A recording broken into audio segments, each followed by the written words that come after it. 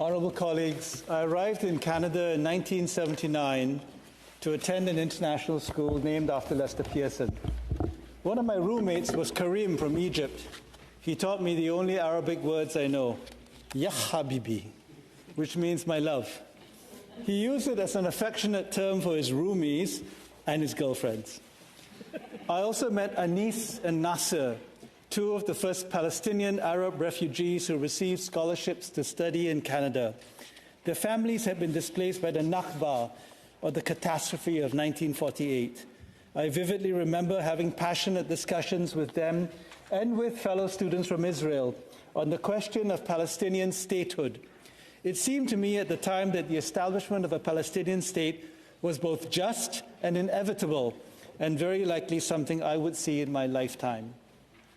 44 years on, we not only do not have a Palestinian state, but we are witnessing before our very eyes the slaughter of Palestinians in Gaza and the forced relocation of civilians from their places of residence, presumably to make way for Israeli settlements.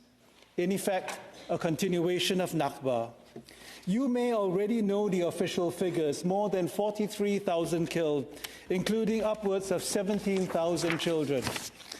What you perhaps don't know is that a July 2024 paper in The Lancet estimates that 186,000 Palestinians have been killed in Gaza alone since October 7th, either from direct military action or from starvation, malnutrition, disease exposure, and lack of access to medical facilities. This much larger number of casualties is on account of Israel's policy of restricting humanitarian aid, such that essential medicines and food are not getting to civilians in Gaza.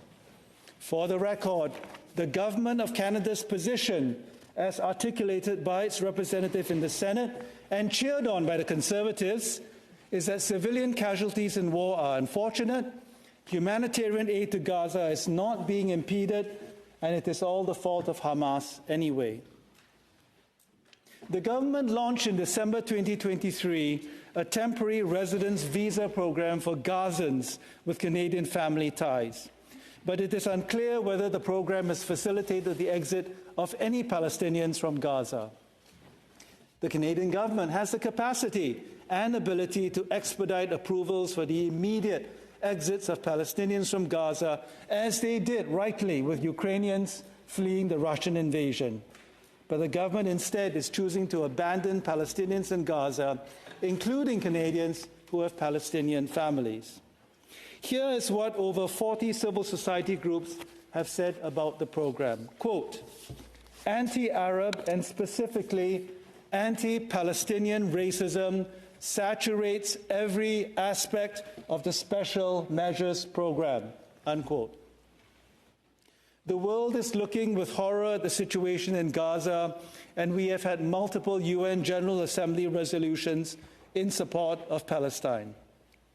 Canada has been on the wrong side of most of these votes, but I would note that on November 20th, Canada supported a resolution to condemn illegal Israeli settlements in occupied Palestinian territories. That we would vote to condemn illegal settlements should be a no-brainer, but we have failed to do so on the same motion for 13 years.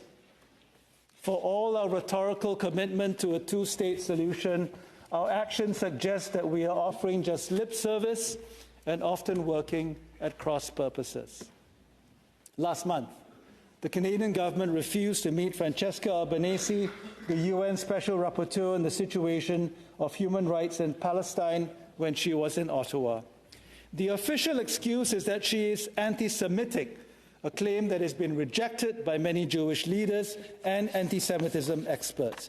I suspect the real reason is that our political leaders cannot bear to listen to the fact of war crimes in Gaza that expose the hypocrisy and duplicity, and dare I say, the complicity of Canadian foreign policy in violations of international humanitarian law.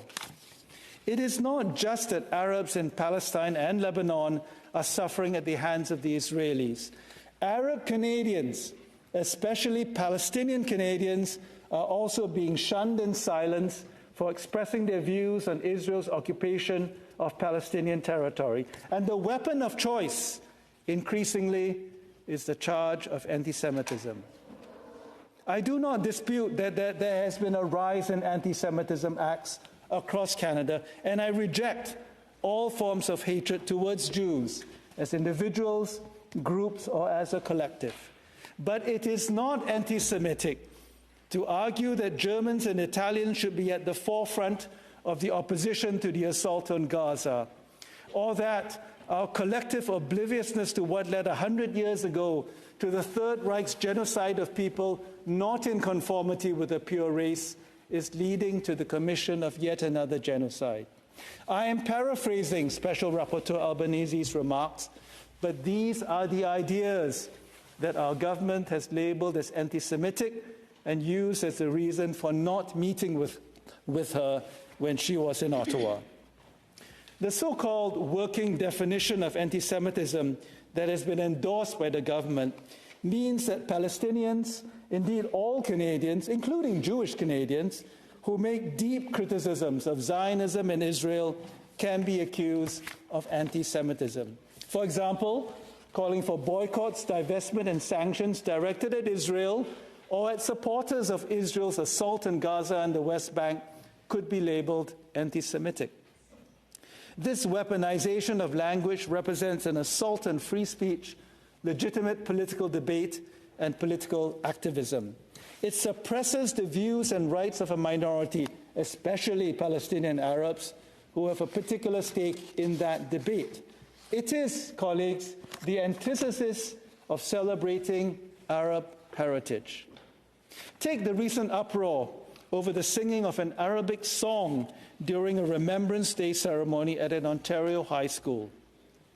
Provincial and federal politicians, including MPs who voted in support of this bill, expressed outrage over the use of Arabic during the ceremony. Imagine that, the use of Arabic in a Canadian school.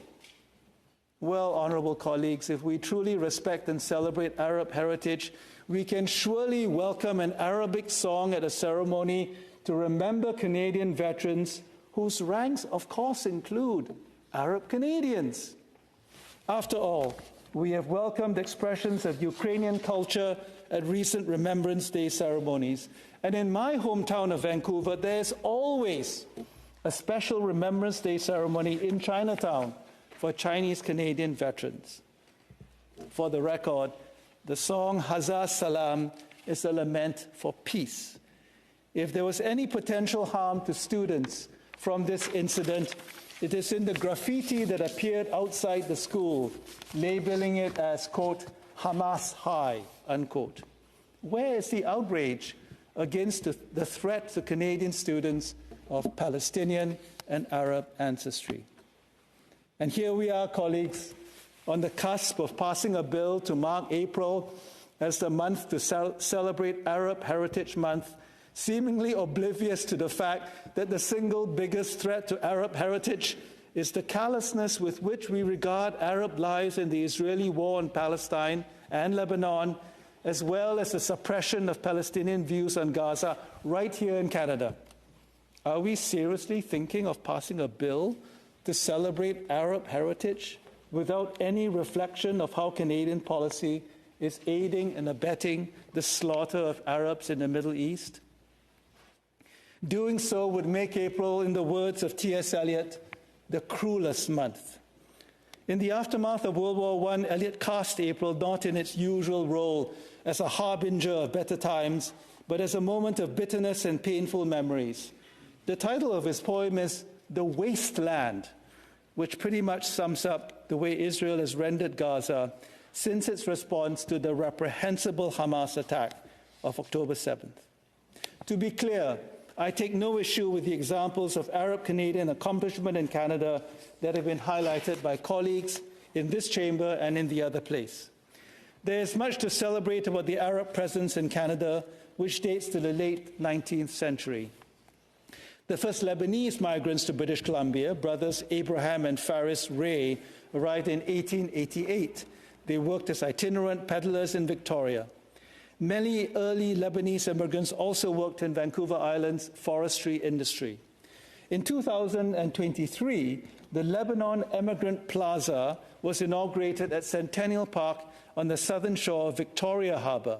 I had a chance to visit the plaza earlier this year and to view the Lebanon Emigrant Statue, which is a replica of statues in Halifax and several other cities that have prominent historical connections to the Lebanese diaspora.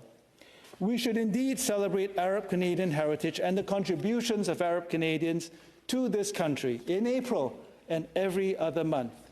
But let's not do Arabs the dishonor of passing a bill in haste that willfully ignores the suffering of Arabs in Palestine and Lebanon and the silencing of Arab Canadians because of their views on the situation in Palestine. I hope other honorable colleagues will join the debate and that we will take the time to reflect on what it means to celebrate Arab heritage in the face of Canada's stance towards Palestinian Arabs and the blatant anti-Palestinian racism that pervades society. We can start by observing International Day of Solidarity with the Palestinian people this Friday, an observance that was passed by the UN General Assembly in 1977. Canada, by the way, voted against that resolution. It was, of course, 29th November 1947 that the UN General Assembly adopted Resolution 181 on the partition of Palestine. When the time comes for us to call the question, I will vote in favor of the bill, not just to celebrate and honor Arab heritage, but to protest our collective complacency about genocide and crimes against humanity in Palestine, and to express the lament for peace that is captured in Haza Salam. That, Ya Habibi, is what it should mean to declare April as Arab Heritage Month. Not as in the wasteland of T.S. Eliot, but the Canterbury Tales of Geoffrey Chaucer, who wrote, "When April the sweet showers fall and pierce the drought of March to the root, and all the veins are bathed in liquor of such power as brings about the engendering of the flower." Thank you for your attention.